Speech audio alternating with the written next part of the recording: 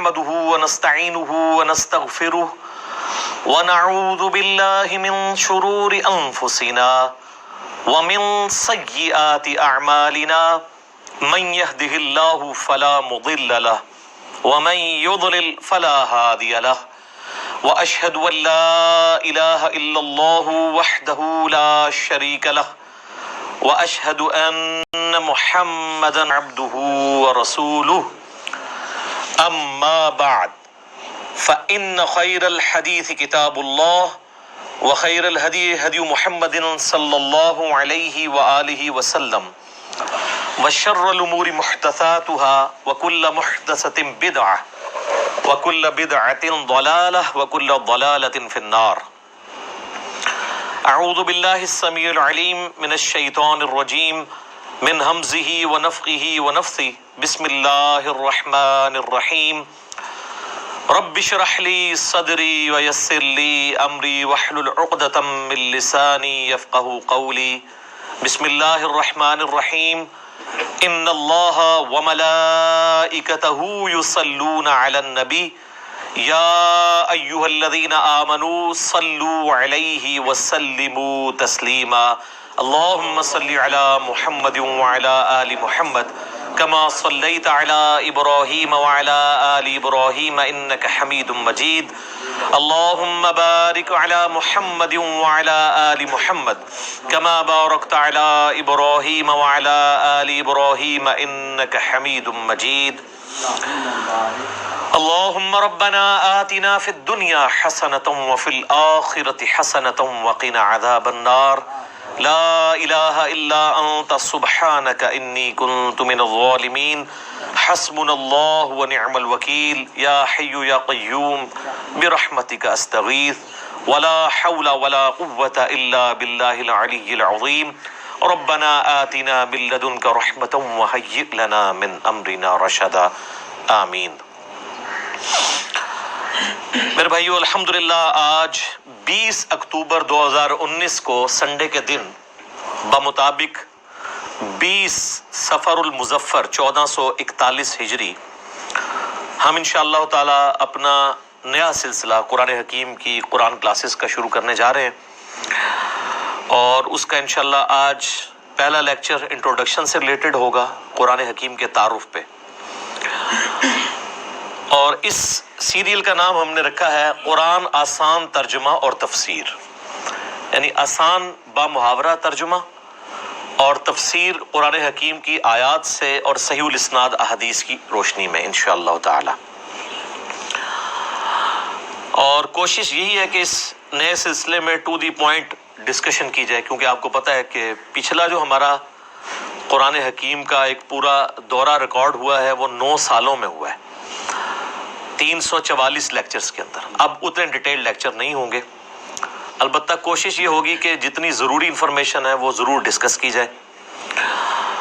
آج کی ہماری اس سلسلے کی پہلی کلاس ہے، اور اس کلاس کے اندر ہم انشاءاللہ کوشش کریں گے کہ قرآن حکیم سے متعلق 40 بنیادی انفارمیشنز جو ہیں وہ ڈسکس کریں، جو ایک مسلمان کے علم میں ہونی چاہیے. اور ان پوائنٹس کے کانٹیکسٹ میں جتنی ضروری گفتگو ہوگی وہ میں کروں گا، ورنہ تو یہ 40 پوائنٹس کے اوپر 40 گھنٹے بھی گفتگو ہو سکتی ہے، لیکن اس گفتگو کی ضرورت نہیں ہے. یہ مسلمانوں کے اجماعی عقیدے ہیں، کوئی اس میں دوسری رائے نہیں ہے، اور جتنی انفارمیشن ریکوائرڈ ہے وہ انشاءاللہ میں ڈسکس کروں گا. اللہ کا نام لے کے شروع کرتے ہیں میرے بھائیو. علمی پوائنٹ نمبر 1 وہ یہ ہے کہ ہم مسلمانوں کا یہ بنیادی عقیدہ ہے کہ یہ جو قرآن حکیم ہے یہ اللہ تبارک و تعالی کی کتاب بھی ہے اور اللہ کا کلام بھی ہے. باقی جتنے بھی اس سے پہلے صحائف نازل ہوئے یا کتابیں، ان کے بارے میں کلیم ہے کہ وہ اللہ کی کتابیں ہیں، لیکن یہ وہ کتاب ہے جو صرف کتاب یا سلیبس نہیں ہے بلکہ اللہ تعالیٰ کا کلام ہے. اور اس کا ثبوت قرآن حکیم میں سورہ التوبہ کی سٹارٹ میں ہی آتا ہے کہ جنگ کے دوران اگر کافر تم سے پناہ مانگے تو انہیں پناہ دے دو، اور کسی ایسی جگہ پہ ان کو قید کرو جہاں پر وہ اللہ کا کلام سنے. حتی یسمع کلام اللہ، یہاں تک کہ وہ اللہ کا کلام سنے۔ اور یہ بھی مزے کی بات میں آپ کو بتاؤں، بڑی حیران کن، قرآن حکیم کے علاوہ جتنی بھی الہامی کتابیں ہیں، اولڈ ٹیسٹمنٹ ہو، نیو ٹیسٹمنٹ یعنی تورات، انجیل اور باقی کتابیں ہیں، زبور بھی، ان کتابوں کو اگر آپ پڑھیں گے تو ان کتابوں میں ان کتابوں کا نام موجود نہیں ہوگا، ظاہر ٹیمپرڈ فارم میں۔ یہ ہم نے اسے بائبل کا نام دیا ہوا ہے نا، باہر جو لکھا ہوا ہے، پوری بائبل کے اندر بائبل کا ذکر نہیں ہے، لیکن قرآن حکیم میں سینکڑوں مقامات پر قرآن کا نام آیا ہے، بائی نیم اس کتاب کو مینشن کیا گیا، یاسین والقرآن الحکیم، وَأُوحِيَ إِلَيَّ هَذَا الْقُرْآنُ لِأُنذِرَكُمْ بِهِ وَمَنْ بَلَغَ فَذَكِّرْ بِالْقُرْآنِ مَنْ يَخَافُ وَعِيدٍ۔ کئی آیات ہیں قرآن حکیم میں جن میں قرآن کا لفظ آیا، اور قرآن کا لفظی مطلب ہے بار بار پڑھی جانے والی کتاب۔ قرات ہم اردو میں بھی استعمال کرتے ہیں، عربی کا لفظ ہے۔ تو یہ پہلی بنیادی انفارمیشن ہے کہ یہ صرف کتاب نہیں ہے بلکہ اللہ کا کلام بھی ہے، اور چونکہ یہ اللہ کا کلام ہے لہٰذا اللہ کی صفت ہوئی، اور اللہ کی صفت ہے تو یہ پھر مخلوق نہیں ہے، غیر مخلوق ہے۔ البتہ جو ہمارے پاس اس وقت یہ بائنڈنگ کے اندر قرآن موجود ہے، اس قرآن کے یہ جو صفحے ہیں یہ تو ظاہر مخلوق ہے، کریشن ہے، اس کے اوپر جو سیاہی ہے پرنٹنگ کی وہ بھی کریشن ہے، اس کا گتا بھی، یہ بھی کریٹڈ ہے، لیکن اس کے اندر جو کلام لکھا ہوا ہے اگرچہ وہ کاتب کی رائٹنگ ہے وہ بھی کریشن ہے، کریٹڈ ہے، مخلوق ہے، لیکن جو کلام لکھا گیا ہے جسے ہم پڑھتے ہیں یا سنتے ہیں وہ غیر مخلوق ہے، وہ اللہ کی صفت ہے۔ اور اسی لیے آپ دیکھیں کہ سورۃ الاعراف میں آتا ہے نا کہ حضرت موسیٰ علیہ السلام نے خواہش کا اظہار کیا تھا کہ اے اللہ میں تجھے دیکھنا چاہتا ہوں، تو اللہ نے کیا فرمایا تھا؟ تو مجھے نہیں دیکھ سکتا، تو پہاڑ کی طرف دیکھ، اگر یہ پہاڑ میری تجلی سے قائم رہا تو پھر تم بھی یہ یعنی ایزیوم کر سکتے ہو کہ مجھے بھی دیکھ سکو گے۔ پہاڑ پہ جب اللہ کی تجلی اللہ تعالیٰ نے ڈالی جو سورۃ الاعراف میں آتا ہے، تو اس کی وجہ سے پہاڑ جو ہے وہ ریزہ ریزہ ہو گیا، اور سورۃ الاعراف میں آتا ہے کہ اس تجلی کے انڈائریکٹ مشاہدے کی وجہ سے موسیٰ علیہ السلام بھی بے ہوش ہو گئے۔ یہ علیحدہ بات ہے کہ آپ کے بزرگ کلیم کرتے ہیں کہ وہ اللہ کا دیدار کرتے ہیں، کیونکہ وہ تو کہانی ہے، یہ قرآن ہے، یہ ہے سچائی۔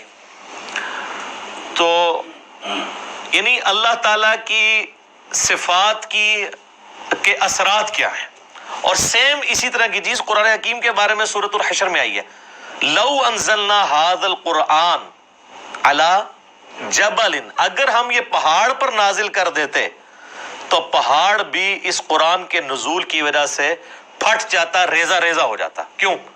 کیونکہ قرآن اللہ کی صفت ہے، اللہ کا کلام ہے، کلام متکلم کی صفت ہوتا ہے نا، تو اس کا ایفیکٹ یہی ہونا تھا جو اللہ تعالیٰ کی ذات کا ایفیکٹ ہے کہ قرآن اگر کسی پہاڑ پر نازل ہوتا تو وہ بھی اس قرآن کے روب کی وجہ سے ریزہ ریزہ ہو جاتا۔ سر یہ ہمارے محبوب صلی اللہ علیہ وآلہ وسلم کا مبارک سینہ ہے کہ جس پہ آلموسٹ 23 سال تک قرآن نازل ہوتا رہا ہے، اور اگر آپ بخاری مسلم کی احادیث اٹھا کے دیکھیں تو نبی علیہ السلام کے اوپر ایک کیفیت طاری ہو جایا کرتی تھی جب قرآن کا نزول ہوتا تھا، اور سخت سردیوں میں بھی بخاری مسلم کے الفاظ ہیں کہ آپ صلی اللہ علیہ وآلہ وسلم کے مبارک چہرے پر یعنی پسینہ بہنا شروع ہو جاتا تھا، اتنا وحی کا بوجھ ہوتا تھا، اور اس حالت میں صحابہ کرام آپ کو دیکھ نہیں سکتے تھے، چہرہ مبارک سرخ ہو جاتا تھا، اور جس طرح یہ خراٹے لینے کی آواز ہے نا، اس طرح بخاری مسلم میں آتا ہے اس قسم کی آواز آپ کے منہ سے نکلنا شروع ہو جاتی تھی، اور پھر صحابہ کرام جو ہے وہ سارے سر جھکا لیتے تھے یوں، اور آپ علیہ السلام کے سر مبارک کے اوپر ایک بڑی چادر دے دی جاتی تھی حتیٰ کہ آپ اپنی وہ اس حالت میں واپس آئیں، یعنی آپ صلی اللہ علیہ وآلہ وسلم پر یہ حالت طاری ہوا کرتی تھی۔ اب یہ علمی پوائنٹ نمبر 1 ہوا ہے جی، ابھی میں اس پہ اور بھی بول سکتا ہوں، لیکن میں جو فی البدی جو کہ میں نے گفتگو کرنی ہوتی ہے رٹی رٹائی نہیں ہوتی، پوائنٹس میں نے صرف لکھے ہیں کہ مجھے یاد رہے کہ کوئی پوائنٹ سکپ نہ ہو، ادروائز اگر میں ایک ایک پوائنٹ کے اوپر نوٹس بناؤں نا تو پھر یہ 40 لیکچرز میں صرف قرآن کا تعارف ہی ختم ہو، لیکن وہ پھر آپ انٹرسٹ لوز کر جائیں گے۔ بس اتنی بات کی جائے جو آپ کے انٹرسٹ کی چیز ہے، جس میں آپ کا پریویس نالج بھی انوالو ہو, کچھ نئی بات بھی آپ کی انفارمیشن میں آ جائے. علمی پوائنٹ نمبر 2, ہم مسلمانوں کا یہ اجماعی عقیدہ ہے کہ قرآن حکیم اللہ تعالیٰ نے اپنے آخری پیغمبر سیدنا و مولانا امام اعظم محمد رسول اللہ صلی اللہ علیہ وآلہ وسلم پر نازل فرمایا ہے. یعنی یہ قرآن حکیم سلیبس کی فارم میں نبی علیہ السلام کے ہینڈ اوور نہیں کیا گیا, بلکہ آپ پر یہ نازل ہوا ہے, آپ کے سینہ مبارک کے اوپر. اور اس قرآن کی اتھینٹسٹی آپ صلی اللہ علیہ وآلہ وسلم کی مبارک زبان ہے, اسی لیے آپ کے کریکٹر کو منوایا گیا ہے. سورہ یونس کے سٹارٹ میں بھی آیت نمبر 15-16 میں آتا ہے نا کہ اے نبی علیہ السلام ان سے فرماؤ میں اتنا عرصہ تم میں رہا ہوں, کیا تم نے اس سے پہلے کوئی ایسی بات مجھ سے سنی ہے؟ یعنی میں صادق اور امین ہوں, میں نے کبھی دعویٰ نبوت نہیں کیا اس سے پہلے, نہ کوئی یعنی میری کوئی ایسی خواہش تم نے کبھی آبزرو کی ہو, تو اچانک یعنی چند دنوں کے بعد میں یہ کلیم کر رہا ہوں کہ یہ اللہ کی طرف سے مجھ پر کتاب نازل ہوئی ہے, تو یہ اس بات کا ثبوت ہے میری پریویس زندگی. تو یہ آپ صلی اللہ علیہ وآلہ وسلم پر نازل ہوئی. اب یہ ٹاپک بھی گھنٹوں کا محتاج ہے اگر صرف اس ٹاپک کو ایڈریس کیا جائے کہ نبی علیہ السلام پر یہ قرآن نازل ہوا, اس قرآن کی اتھینٹسٹی کے حوالے سے, لیکن میں اسے اسکپ کرتا ہوں. علمی پوائنٹ نمبر 3, ہم مسلمانوں کا یہ عقیدہ ہے کہ قرآن حکیم باللفظ محفوظ ہے. یہ کتاب بالمفہوم نہیں ہے کہ نبی علیہ السلام نے پڑھ کے سنائی تو صحابہ نے جو سمجھا اس کو سلیس عربی کے اندر اپنے یعنی ذہن کے مطابق لکھ دیا. نہیں, ایک ایک لفظ من و عن ویسا ہی ہے جیسا کہ اللہ تعالیٰ نے نازل فرمایا, کوئی انٹرپریٹیشن نہیں ہے اس کی, بالمفہوم نہیں ہے, باللفظ ہے. اور یہ عقیدہ صرف قرآن کے بارے میں. یہ بعض لوگ کہتے ہیں نہیں ہم حدیث کو بھی قرآن کا درجہ دیتے ہیں. حدیث کے بارے میں اجماعی عقیدہ ہے کہ حدیث بالمفہوم ہے, چند باتیں باللفظ بھی ہیں, جیسے ہم نماز کے اندر جو کچھ پڑھتے ہیں وہ بخاری مسلم میں نبی علیہ السلام کی احادیث ملتی ہیں, آپ نے ان کو تعلیم فرمایا. لیکن اوورآل آپ علیہ السلام کے حوالے سے جو چیزیں بیان کی جاتی ہیں بالمفہوم ہے. اور یہی وجہ ہے کہ آپ احادیث کی کتابیں کھولیں گے نا تو کئی احادیث کے اینڈ پہ وہ راوی کہتا ہے او کما قال علیہ السلام, یا جیسا پھر رسول اللہ نے فرمایا تھا. یعنی مجھے یہ بات پتہ چلی, مجھے یوں سمجھ آئی, یا جیسے پھر آپ نے فرمایا تھا مفہوم یہی تھا. اور آپ بخاری مسلم اٹھا کے دیکھیں, آپ کو درجنوں احادیث ملیں گی کہ ایک ہی مجلس میں آپ صلی اللہ علیہ وآلہ وسلم نے کوئی بات ارشاد فرمائی ہے, کئی صحابہ نے اس بات کو رپورٹ کیا ہے, سب کے الفاظ میں تھوڑا بہت فرق ہے, اوورال مفہوم ٹھیک ہے, لیکن کسی سے کچھ سکپ ہو گیا, کسی سے کچھ. مثلا اب یہاں پہ تقریباً آلموسٹ 100 کے قریب لوگ بیٹھے ہوئے ہیں, میں یہاں پہ 55 منٹ کے اندر کتنی باتیں کروں گا. اب باہر نکل کے ان میں سے کتنے % لوگ ہیں جو منوان میری ایک ایک بات کو پروڈیوس کر سکتے ہیں؟ باہر جا کے نہیں کر سکتے. کچھ کو کچھ حصہ یاد ہوگا, کچھ کو کچھ اس طریقے سے. اوورال سب کو جمع کریں گے تو آلموسٹ آپ کامیاب ہو جائیں گے اس پوری مجلس کو. یہ ویڈیو ریکارڈ تو زمانے میں نہیں تھا, اس لیے تو ویڈیوز بنائی جاتی ہیں تاکہ کوئی چیز اسکپ نہ ہو. تو اس وقت تو لوگ کرائمنگ کے اوپر اعتبار کرتے تھے, نبی علیہ السلام سے سنتے تھے, یاد کرتے تھے, پریکٹس کرتے تھے, آگے باتیں پہنچاتے تھے. اور اس کا آپ کو بہترین نمونہ صحیح مسلم میں ملے گا. بخاری میں آپ کو ان چیزوں کا آئیڈیا نہیں ہوتا کیونکہ بخاری میں احادیث سکیٹرڈ فارم میں ہے. مسلم شریف میں ایک مجلس کی نبی علیہ السلام کی ایک وقت کی احادیث کے جتنے طرق آئے ہیں نا مختلف چینز سے, وہ آپ کو ایک جگہ ملیں گے. مثلا مسلم کی پہلی حدیث یہی ہے مولا علی علیہ السلام سے, اور بخاری میں موجود ہے کہ نبی علیہ السلام نے فرمایا جس شخص نے میری طرف جھوٹی حدیث منسوب کی وہ اپنا مقام دوزخ میں دیکھ لے. اب یہ حدیث آپ کو سیدنا علی سے ملے گی, سیدنا عبداللہ ابن عباس سے ملے گی, سیدنا ابو ہریرہ سے, سیدنا جابر بن عبداللہ سے, سیدنا انس ابن مالک سے, سیدنا مغیرہ ابن شعبہ سے رضی اللہ عنہم اجمعین وعلیہم السلام اجمعین. 7-8 صحابہ سے ایک ہی حدیث ملے گی. اور امام مسلم نے اس کو ایک ترتیب سے نا اس مجلس میں یہ جو نبی علیہ السلام کا فرمان تھا ایک ایک صحابی سے وہ لے کے آئے, تو آپ کو ان کے آپس کے الفاظ میں بھی 19-20 کا فرق نظر آئے گا, لیکن مفہوم ایک ہی ہوگا. اسی لیے مسلم شریف کی ترتیب کو کہا جاتا ہے کہ حدیث کی کتابوں میں سب سے بیسٹ جو ترتیب ہے وہ صحیح مسلم کی ہے, کیونکہ آپ کو یہ اندازہ ہو جاتا ہے کہ ایک مجلس میں کوئی چیز سکپ نہیں ہوئی. ایک حدیث کو کئی راوی اور کئی صحابہ کے شاگرد آگے تابعین بیان کر رہے ہوتے ہیں, سارے الفاظ آپ کو ایک جگہ مل جاتے ہیں. لیکن اللہ کا شکر ہے کہ یہ جو پرابلم ہے یہ قرآن حکیم کے کیس میں نہیں ہے. قرآن یہ دو گتوں کے درمیان پوری دنیا کے اندر ایک ہی قرآن ہے اللہ کے فضل سے. سنی ہو، شیعہ ہو، ان کے آف شوٹس ہوں، حنفی، شافعی، مالکی، حنبلی، بریلوی، دیوبندی، اہل حدیث، اثنا عشری میں شیعہ کے اندر اثنا عشری ہوں، زیدیہ ہوں، سب کے سب، ایون آغا خانی ہوں، ان کے پاس بھی یہی قرآن ہے.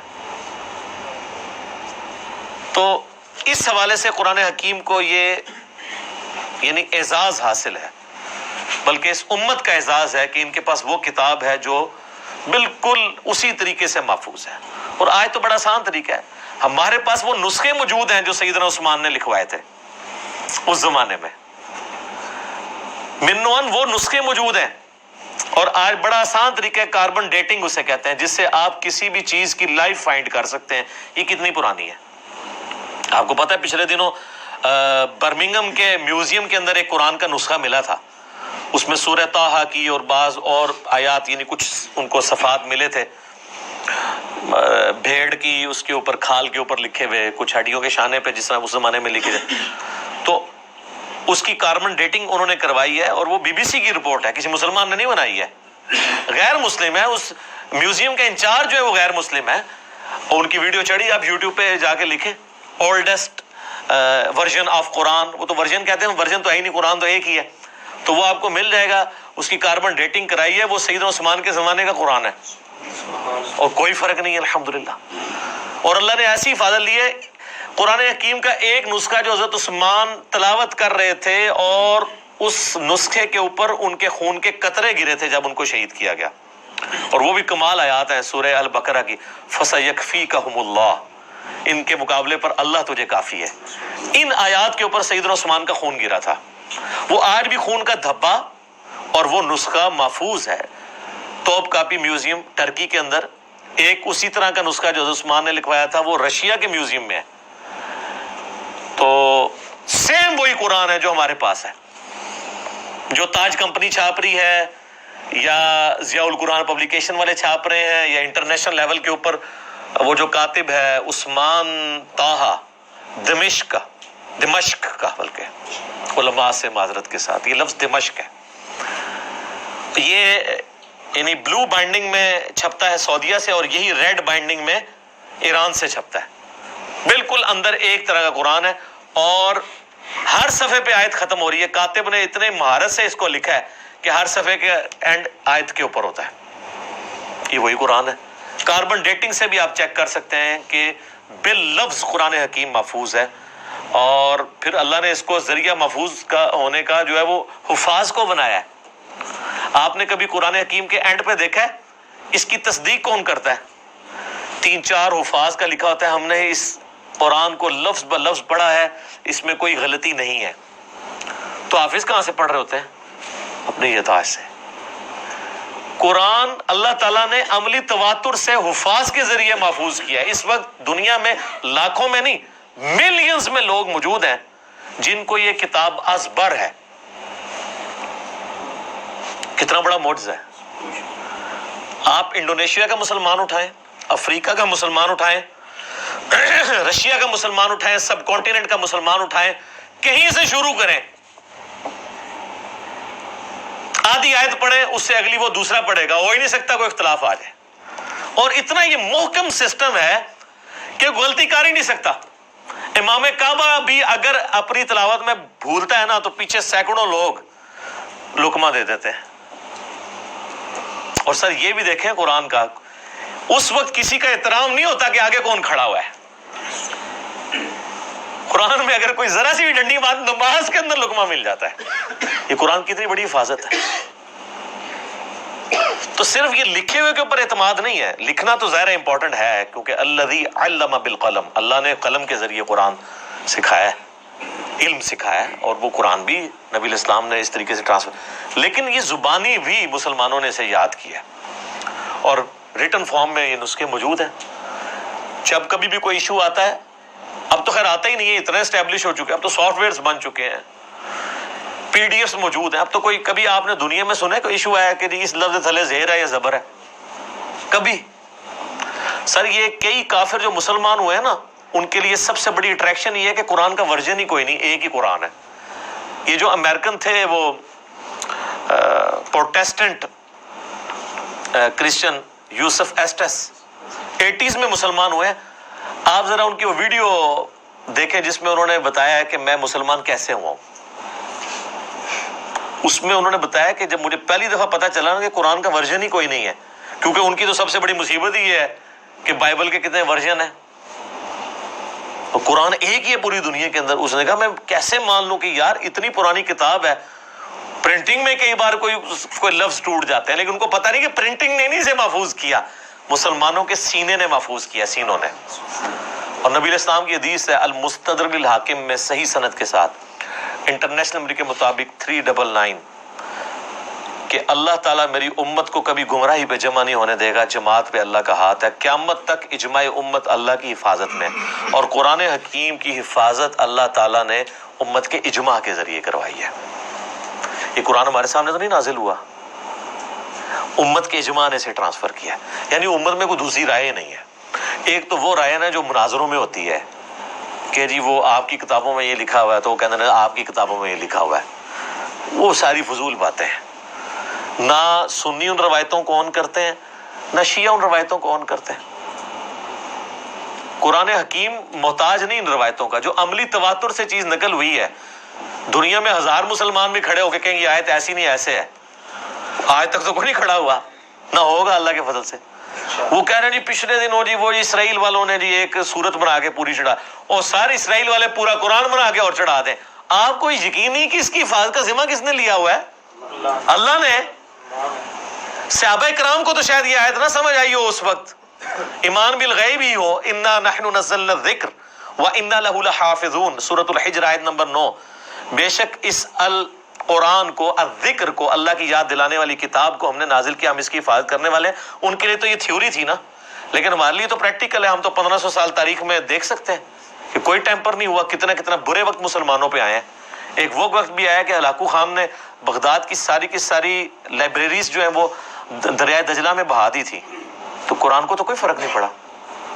اور وہ جو برمنگم کا نسخہ ہے نا ان کے پاس جو نکلا ہے، وہ انگریزوں کے دور حکومت میں ان کے پاس وہ نسخہ ہاتھ لگا تھا، پھر وہ انہوں نے انگلینڈ میوزیم میں شفٹ کر دیا تھا. وہ انگریزوں کی حکومت پھر سلطنت عثمانیہ ٹوٹنے کے بعد عراق کے اوپر بھی رہی ہے، اس دوران انہوں نے پرانی کسی لائبریری سے اسے شفٹ کیا تھا، جو ہلاکو خان کی تباہی کی وجہ سے بچ گئے ہوئے تھے نسخے. تو قرآن حکیم کو اللہ تعالیٰ نے اس طریقے سے محفوظ کیا. اچھا یہ جب میں نے پوائنٹ لکھے تھے نا تو میں نے کہا تھا میں ایک منٹ میں ایک پوائنٹ بیان کروں گا تو 40 منٹ میں ختم ہو جائے گا. لیکن یہ تو ان لوگوں کا ختم ہوتا ہے جنہوں نے خبریں پڑھنی ہوتی ہیں، جنہوں نے درد دل سامنے رکھنا ہوتا ہے، جنہوں نے ایک کمپریہنسو نالج گین کیا ہوتا ہے، جن کو پتہ ہے کہ اس وقت دنیا کیا سوچتی ہے اسلام کے بارے میں. تو ان کے لیے تو پھر یہ ایک پوائنٹ کو ڈسکس کرنا ہے 1 منٹ کے اندر ناممکن ہو جاتا ہے. مختصر یہ کام ہو نہیں سکتا. پھر میں نے اپنے بھائیوں سے مشورہ بھی کر لیا تھا کہ اگر ہم بالکل اسٹرکٹلی اس کے ساتھ اٹیچ رہیں گے کہ ہم نے اتنے منٹ میں اتنی چیزوں کو ختم کرنا ہے، تو پھر وہ فی البدی گفتگو کا جو حسن ہے وہ ختم ہو جائے گا. پھر کئی پوائنٹس رہ جائیں گے جو ضروری ہوں گے، جو ایک مسلمان کو پتہ ہونے چاہیے. علمی پوائنٹ نمبر 4 وہ یہ ہے میرے بھائیوں کہ قرآن حکیم اپنی اصلی فارم میں لوح محفوظ کے اندر ہے. یہ ہمارے ہاتھ میں جو قرآن ہے نا، یہ اس کی اتھینٹک کاپی ہے. اصل میں جو قرآن ہے نا وہ اللہ نے لوح محفوظ میں لکھا ہوا ہے. بل ہوا قرآن مجید فی لوح محفوظ. سورۃ الواقعہ میں بھی آیا نا کہ وہاں سے اس کو کس نے، تنزیل من رب العالمین، یعنی یہ رب العالمین کا اتارا ہوا ہے. لا یمسہ الا المطہرون، یعنی جو قرآن حکیم ہے نا اس کو وہاں پر پاکیزہ فرشتے ہی چھوتے ہیں، کوئی وہاں پہ پہنچ نہیں سکتا. اللہ نے اسے اتارا ہے، یہ جنات کے اثر سے نہیں ہے، شیاطین کے اثر سے نہیں ہے. کیونکہ کافروں کا اعتراض تھا نا کہ جی نبی اسلام، اور بعض میں مخلص بھی تھے کہ یار اچانک زندگی کے 40ویں سال میں آپ غار میں جا کے غار حرا میں بیٹھے ہیں، ہو سکتا ہے کسی آسیب کا سایہ ہو گیا ہو تو اس کی وجہ سے آپ یہ کلام کر رہے ہیں. تو وہ تو پھر آپ کو پتہ ہے آسیب کے سائے والوں کی حالت یہ تو نہیں ہوتی. ان کی تو حالت ہی کچھ اور ہوتی ہے. وہ صحیح مسلم میں بڑی مشہور حدیث ہے نا, ایک بندہ ہے جو جھاڑ پھونک کیا کرتا تھا آسیب کے سائے کے لیے, جادو ٹونا کا علاج. اس کا نام تھا ضماد, عربی میں ضاد میم الف اور دال, اردو میں زماد. کئی مسلمان رکھتے بھی ہیں نام وہ, لیکن وہ جن کے نام زماد ہے نا, ان کو پوچھے نا کہ نام آیا کہاں سے ہے, ان بیچاروں کو مسلم شریف کی حدیث نہیں پتا ہوگی کہ زماد ہے کون تھا. وہ جھاڑ پھونک کیا کرتا تھا. مکے آیا تو اس نے سنا کہ یہاں پہ ایک شخص ہے کہ جو بڑا ایک ڈائنامک اس کی لائف تھی, یعنی وہ سب کی آنکھوں کا تارا تھا, ایک کامیاب تاجر بھی تھا, اور لوگ اس کے پاس امانتیں رکھواتے تھے, بڑا زبردست, یعنی وہ ایک سمجھ لیں کہ اس معاشرے کے ایلیٹ طبقہ تھا. تو اچانک اس کو کچھ ہو گیا اور لوگ پریشان ہیں. ظاہر ہے جس نے 40 سال تک کوئی بات ہی نہ کی ہو اس ٹاپک پہ, اور اب وہ کہے کہ میں اللہ کا پیغمبر ہوں, مجھ پہ یہ کلام نازل ہوئے, تو لوگ تو پریشان ہو جائیں گے. تو اس نے کہا کہ میں جھاڑ پھونک جانتا ہوں, اگر تو مجھے اس کے پاس لے جاؤ تو مجھے امید ہے کہ میں اس کا علاج کر دوں گا. اس کو کیا پتا تھا کہ علاج اس کا نہیں, اس کا اپنا ہو جائے گا. تو لوگ اسے لے گئے نبی الاسلام کے پاس. تو آپ صلی اللہ علیہ وآلہ وسلم سے اس نے کہا کہ میں آپ کا علاج کر سکتا ہوں, آپ بتائیں کہ آپ کے ساتھ کیا ایشو ہے, تو اپنا مسئلہ بیان کریں. تو آپ صلی اللہ علیہ وآلہ وسلم نے نا کوئی بات نہیں کی, قرآن بھی نہیں پڑھا. آپ جو تقریر سے پہلے خطبہ دیتے تھے نا, آپ نے بس وہ پڑھا, ان الحمد للہ نحمده ونستعینه ونستغفره ونعوذ باللہ من شرور انفسنا ومن سیئات اعمالنا من يهده الله فلا مضل له ومن يضلل فلا هادي له واشهد ان لا اله الا الله وحده لا شريك له واشهد ان محمدا عبده ورسوله. اب یہ کاش آپ کو عربی آتی ہوتی تو آپ کو پتا ہوتا کہ آپ نے کیا پڑھا ہے صلی اللہ علیہ وآلہ وسلم. تو اس نے جب سنا تو وہ ہل گیا. اس نے کہا جی ایک بار ذرا پھر سنائے. دوسری بار, تیسری بار اس نے کہا جی میں گواہی دیتا ہوں کہ آپ اللہ کے پیغمبر ہیں, اپنا ہاتھ بڑھائیں اور مجھے مسلمان کریں.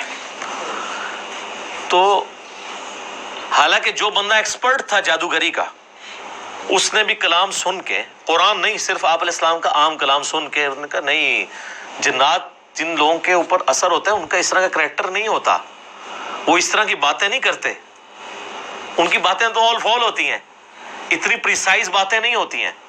پھر نبی علیہ السلام کی مبارک ذات کا ایک روب بھی تھا. جو بندہ جادو کا, ان ساری چیزوں کا ایکسپرٹ تھا, اس نے ڈکلیئر کر دیا کہ جادوگر نہیں ہے. اور جو جہلات ہے, جن کو جادو کا, آسیب کا الف بے بھی نہیں پتا تھا, وہ لوگ نبی علیہ السلام کو اس کے بعد بھی جادوگر کہتے رہے, نعوذ باللہ. ان کی قسمت میں ہدایت نہیں تھی نا. ہونا تو چاہیے تھا کہ جب ایکسپرٹ نے مان لیا کہ نہیں ہے, تو تم لوگوں کو تو پتہ ہی نہیں یہ فیلڈ ہے کہ نہیں, تم خام خواہ کہتے ہو.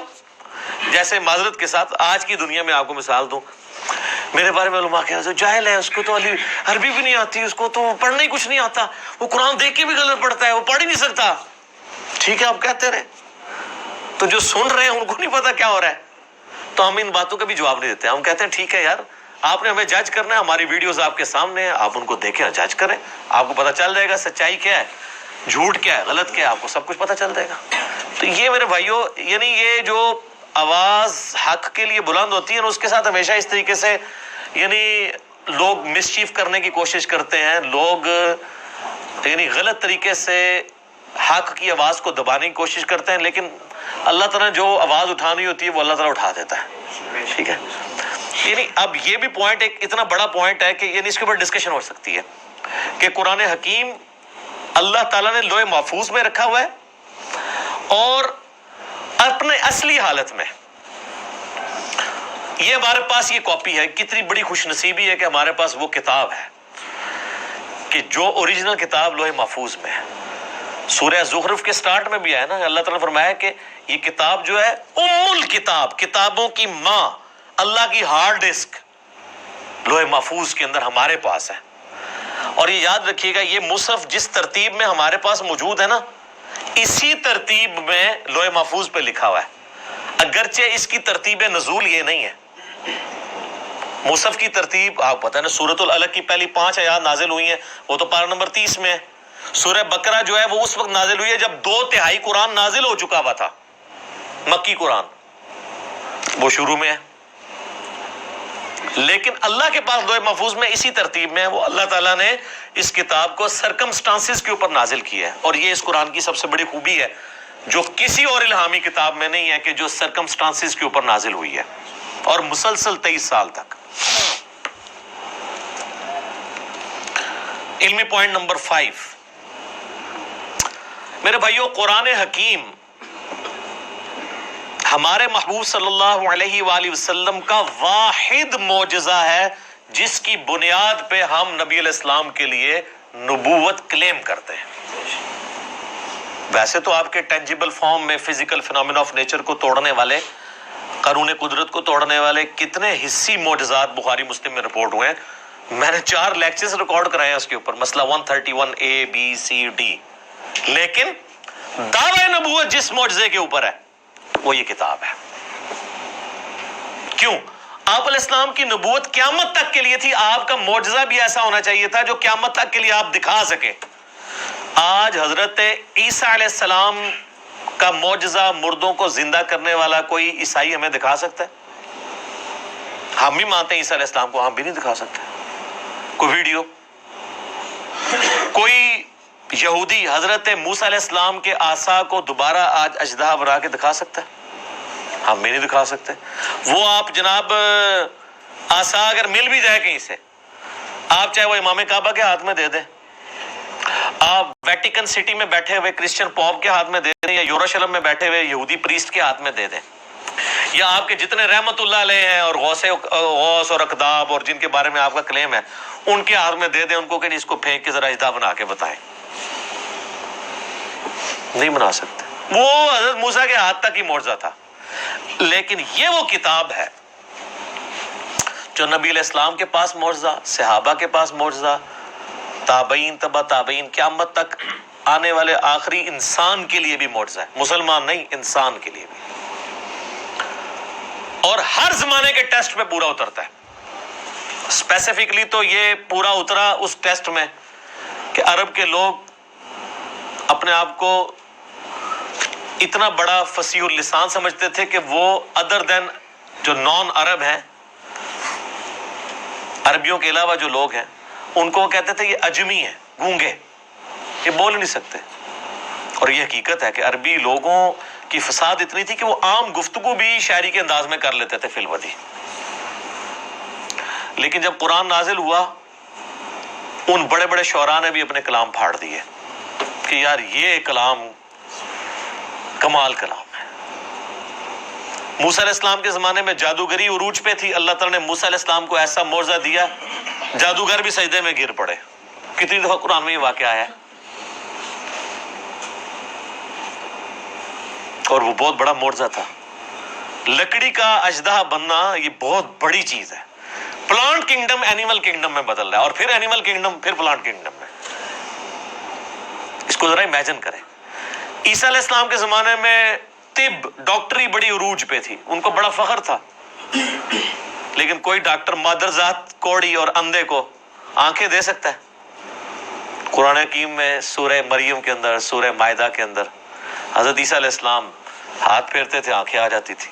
سارے ڈاکٹر فیل ہو گئے، انہوں نے کہا یہ ڈاکٹری سے آج نہیں پاسبل، ڈاکٹری سے آنکھ کسی بندے کی آپ لگاتے ہیں دوسرے کو، اور آنکھ ہو ہی نہ ہو، اس میں مٹی رکھ کے اور ایک پرندے کی مورت بنا کے مٹی کی پھونک مارتے تھے، اللہ کے اذن سے وہ پرندہ بن جاتی تھی۔ اب کون سا ڈاکٹر یہ کام کر سکتا ہے؟ قرآن حکیم کے زمانے میں شاعری عروج پہ تھی، اللہ تعالیٰ نے کلام بھی ایسا دیا کہ شعراء فیل ہو گئے، لیکن یہ اس پہ ختم نہیں ہے۔ قیامت تک کے لیے جو جو وقت کا ٹیسٹ آئے گا اس پہ یہ کتاب پوری اترے گی۔ آج سائنس کی دنیا ہے، قرآن حکیم سے کوئی ایک آیت بھی نہیں بتا سکتا جو اسٹیبلش سائنس، ہائپوتھیسس تھیوری نہیں، اسٹیبلش سائنس کے خلاف ہو۔ اس کے برخلاف ہم آپ کو کئی باتیں بتا سکتے ہیں جو قرآن حکیم ایسی کرتا ہے جو پرانی سائنس ان باتوں کی تصدیق نہیں کرتی تھی، لیکن آج کی سائنس ان باتوں کی تصدیق کرتی ہے۔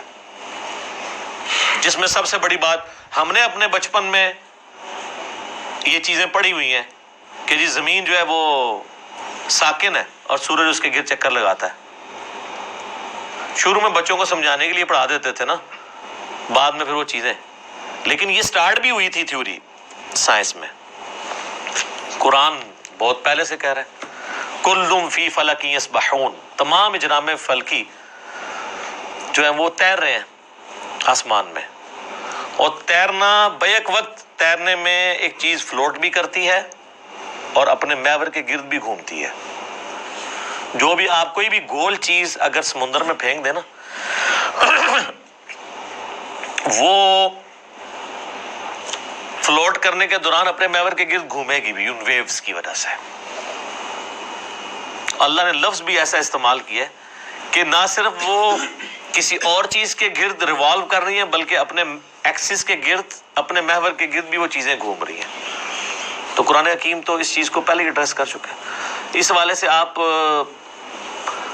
ایک میرا کلپ بھی ہے Quran and modern versus modern science, وہ آپ دیکھ لیں.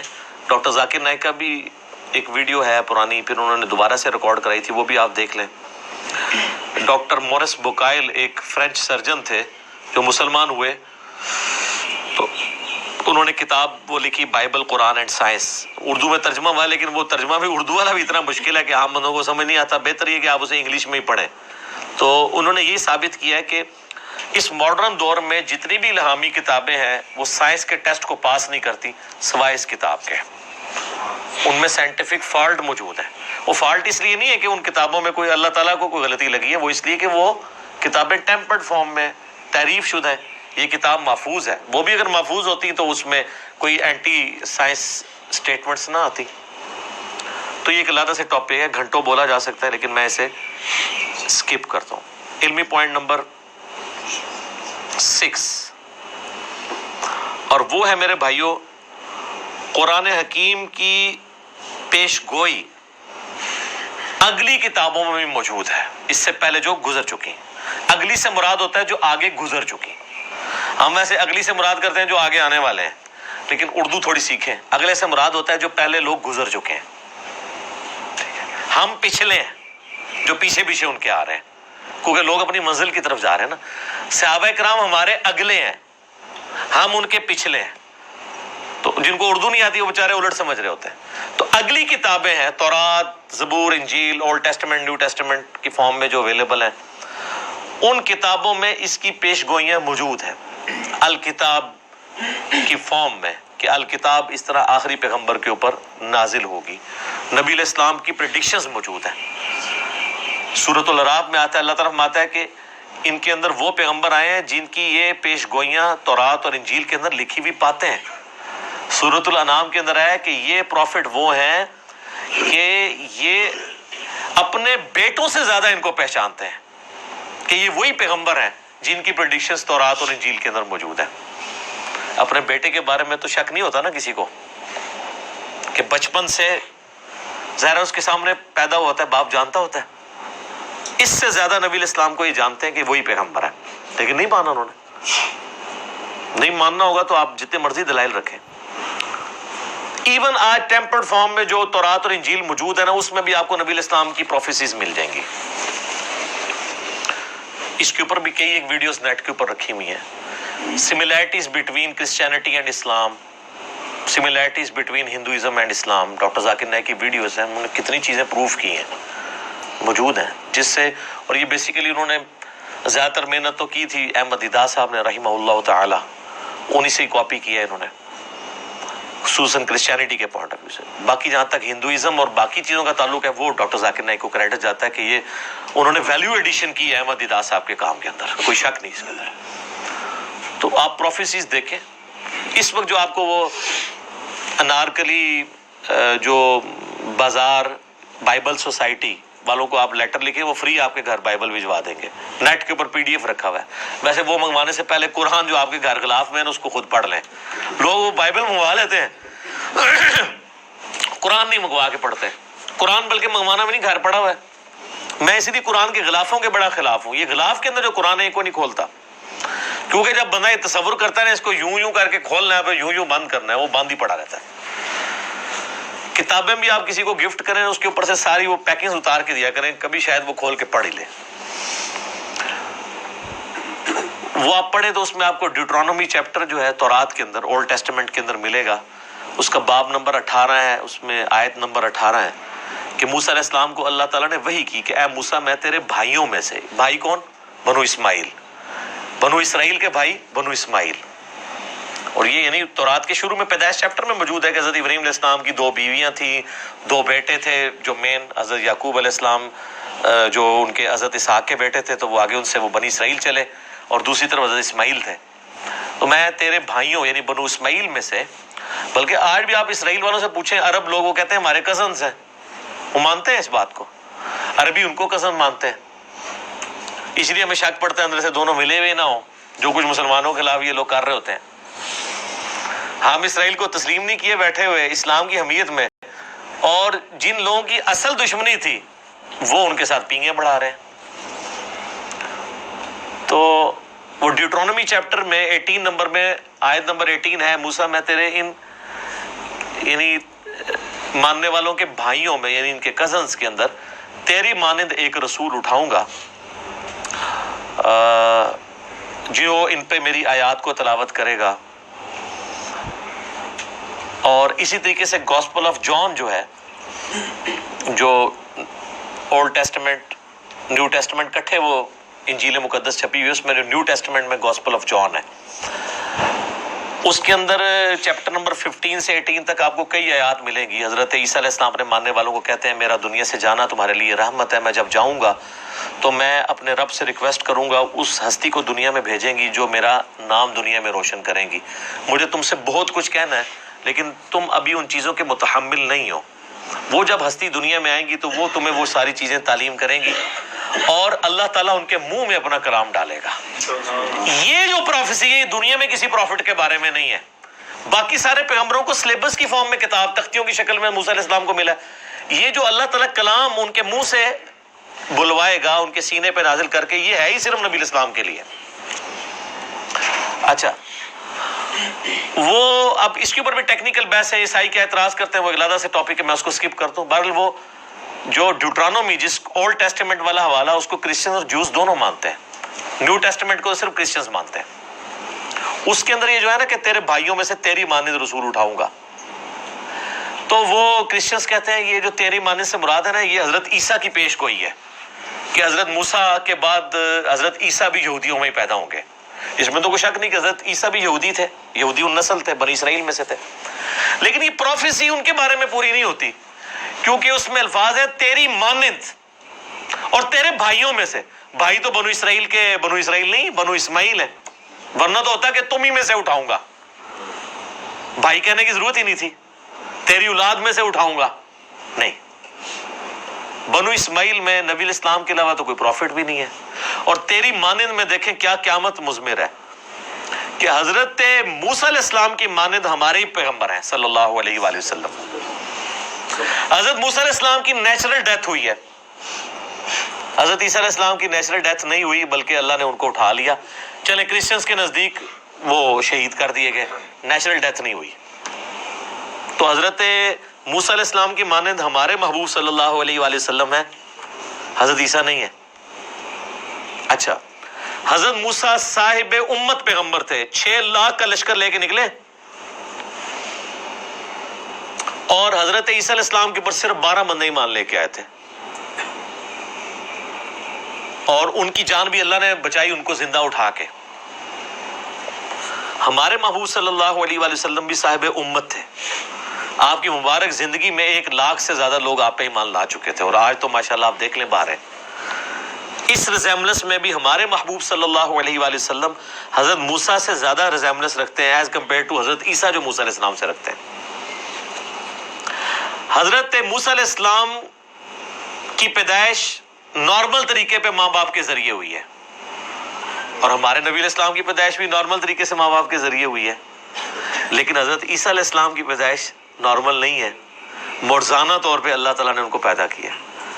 اس ریزیمبلنس میں بھی ہمارے نبی علیہ السلام حضرت موسیٰ کی مثل ہیں، حضرت عیسیٰ علیہ السلام ان کی مثل نہیں ہے. اس قسم کی کئی اس طریقے سے نئی شریعت، حضرت عیسیٰ علیہ السلام تو 10 کمانڈمنٹس کو اسٹیبلش کرنے آئے تھے، کوئی نئی شریعت نہیں لے کے آئے.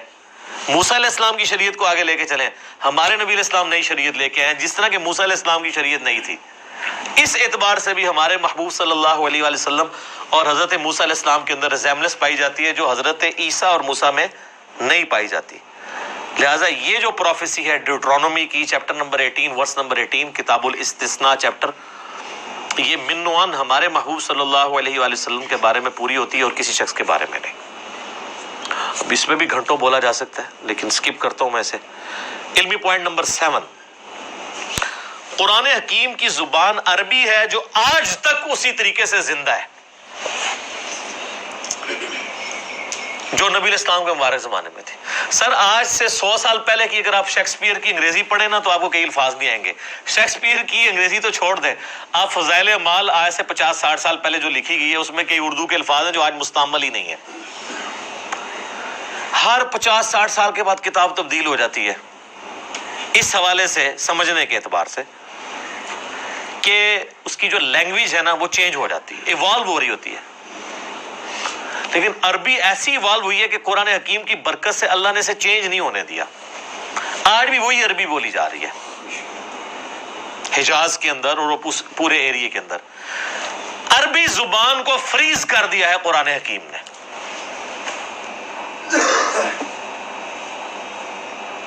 اور قرآن حکیم میں سورہ یوسف کے سٹارٹ میں بھی آیا اِنَّا جَعَلْنَاهُ قُرْآنًا عَرَبِيًّا لَعَلَّكُمْ تَعْقِلُونَ. ہم نے قرآن عربی میں نازل کیا ہے تاکہ تم اس کو سمجھ سکو، تمہاری اپنی زبان میں نازل کیا ہے. سورہ انبیاء میں آیا کہ تم غور نہیں کرتے، یہ وہ کتاب ہے جس میں تمہارا ذکر موجود ہے، اس کے ساتھ تم مانوس ہو، تمہاری اپنی لینگویج میں بات ہو رہی ہے. پھر اس طریقے سے قرآن حکیم میں ہے یہ فصیح اللسان عربی زبان کے اندر ہے. پھر اللہ تعالیٰ نے قرآن حکیم میں یہ بھی فرمایا کہ یہ کہتے ہیں اس نے کوئی اجمی غلام چھپا کے رکھا ہوا ہے جو اسے پڑھاتا ہے یہ کتاب. تو اللہ نے فرمایا کہ کیسا اجمی غلام ہے کہ جو کتاب ہے وہ فصیح عربی کے اندر ہے اور اجمی اس کو سکھا رہا ہے. یہ بات یہ نہیں تمہارا یعنی چھڈو جڑی پھڑی بھی جائے ایڈی لمبی چھڑ دے ہو، اتنی لمبی گپ شپ فٹ ہی نہیں بیٹھتی.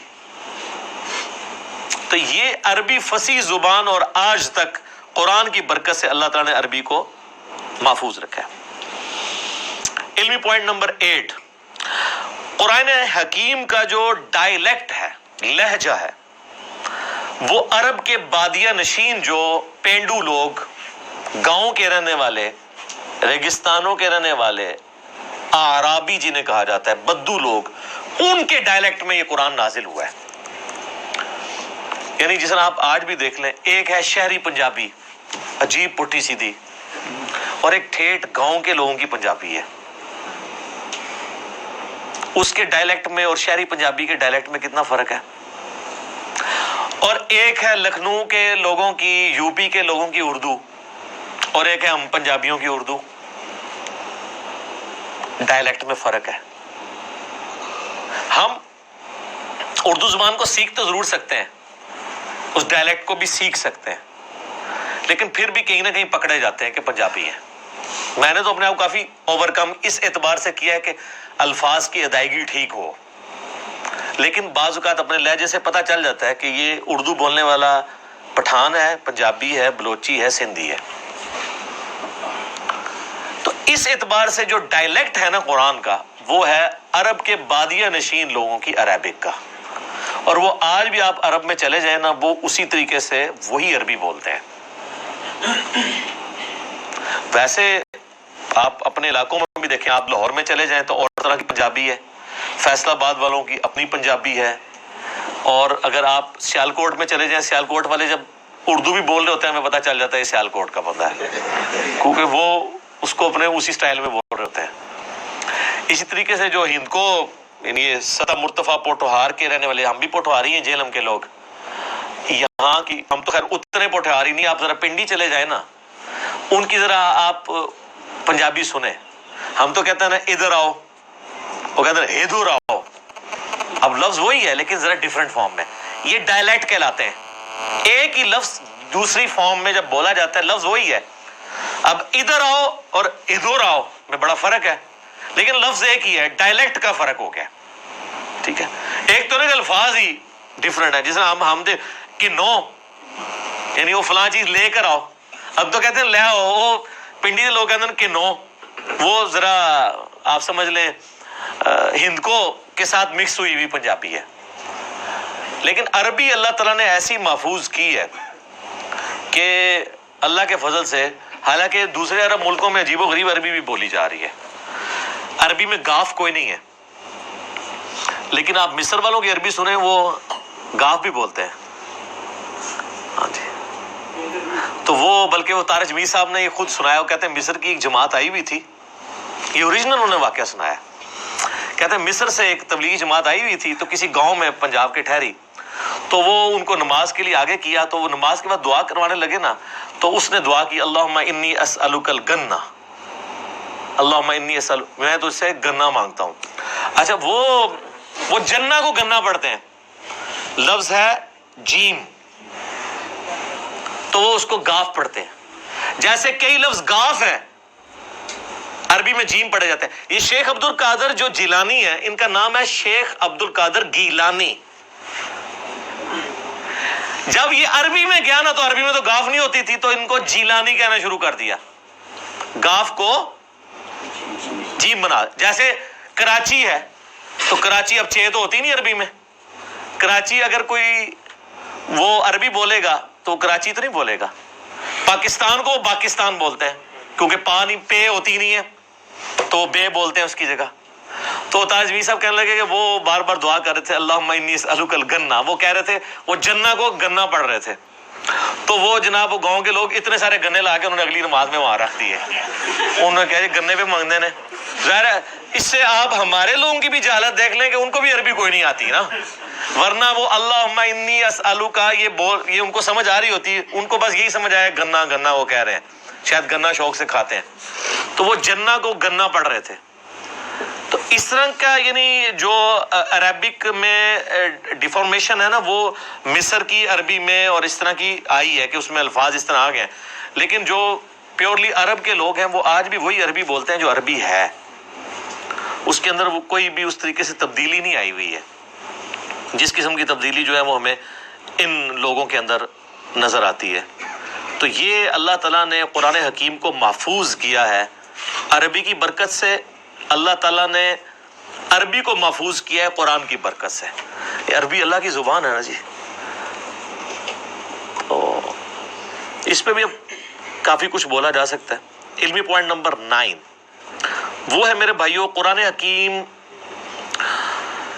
جو ہمارا عیسوی کیلنڈر اس وقت چل رہا ہے نا دنیا میں، جس کے مطابق آج 20 اکتوبر 2019 ہے، اس کیلنڈر کے مطابق 610 عیسوی 610 AD اینو ڈومینی، یہ آفٹر ڈیتھ آف عیسیٰ نہیں ہے، یہ اینو ڈومینی ہے، ایئر آف دا لارڈ.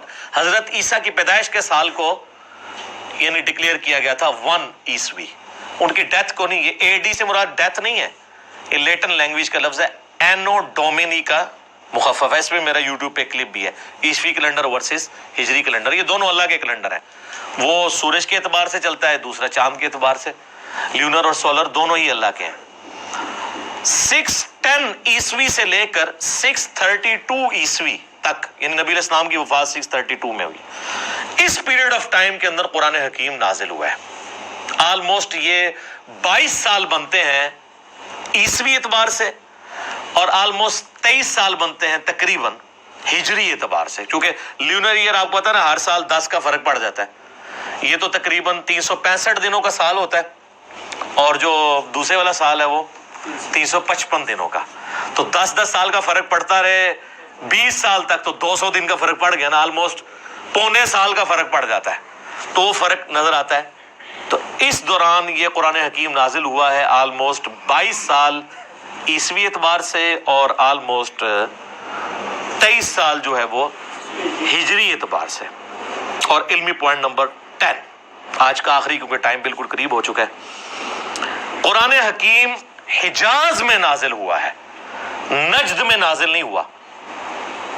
نبی علیہ السلام کا پورا جو ٹریولنگ کا حصہ ہے وہ سارا حجاز کا ہے. مکہ بھی حجاز میں ہے، مدینہ بھی حجاز میں، ایون آپ تبوک تک چلے گئے عرب کے اینڈ پہ، آپ یعنی وہ تہامہ کی جو پہاڑیاں ہیں ان کی اس سائڈ پہ حجاز ہے اور وہ دوسری سائڈ نجد کہلاتی ہے نا. تو حجاز کے اندر قرآن نازل ہوا ہے، قرآن نجد میں نازل نہیں ہوا. یعنی وہ ٹائم اینڈ سپیس کی بات کر رہا ہوں. ٹائم اس کا 610 عیسوی سے 632 عیسوی ہے، اور سپیس اس کے نازل ہونے کی کون سی ہے؟ حجاز۔ پورے کا پورا قرآن جو ہے وہ حجاز کے اندر نازل ہوا ہے اور کسی ملک کے اندر نازل نہیں ہوا، یعنی عرب کی سرزمین میں نازل ہوا، اور عرب کی سرزمین میں بھی نازل ہوا ہے۔ نبی صلی اللہ علیہ وآلہ وسلم کچھ عرصہ مکہ رہے، 2/3 قرآن وہاں پہ نازل ہوا، پھر مدینہ شریف میں، پھر برزخی قرآن بھی ہے مکے سے مدینہ ہجرت کے دوران، پھر مدینے سے تبوک جاتے ہیں وہاں پہ بھی ہے، اور یہ آگے انشاءاللہ اگلے جو علمی پوائنٹس آئیں گے ان میں میں ڈسکس کروں گا کہ کسی صورت کا مکی یا مدنی ہونے کا یہ مطلب نہیں کہ 100% ہی وہ مکی اور مدنی ہے۔ بعض اوقات کئی آیات ہیں جو مکی ہیں اور مدنی صورتوں میں ہیں، کچھ مدنی آیات ہیں جو مکی صورتوں میں ہیں۔ اوورال زیادہ پیریڈ جس صورت کا ہوتا ہے اس اعتبار سے اسے مکی مدنی کہتے ہیں، اور بعض پوری بھی مکی اور مدنی ہے۔ لیکن ایک جو ہمارا یہ عقیدہ ہے کہ یہ قرآن حکیم آن دا فیس آف ارتھ جس سپیس میں نازل ہوا وہ سپیس تھی حجاز کی سپیس، عرب کا جو جزیرہ نما عرب ہے اس میں بھی حجاز والا پورشن جو ہے، یہ والا پورشن جو پہاڑوں کے اس طرف لائی کرتا ہے، تو یہ قرآن نجدی نہیں، یہ نجدی وہ بھی اب آپ کو پتہ ہے نجدی کہتے ہیں نا، نجدی ہو، تو قرآن حکیم نجدی نہیں ہے، قرآن حکیم حجازی ہے۔ ٹھیک ہو گیا؟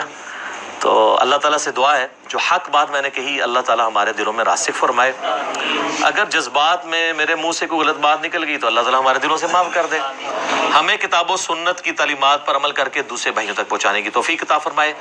اللہم صلی علی محمد وعلی آل محمد کما صلیت علی ابراہیم وعلی آل ابراہیم انک حمید مجید۔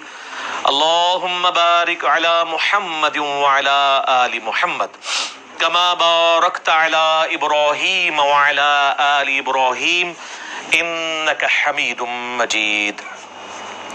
سبحانک اللہم وبحمدک اشہد ان لا الہ الا انت استغفرک واتوب الیک وما علینا الا البلاغ المبین۔ جزاکم اللہ خیرا۔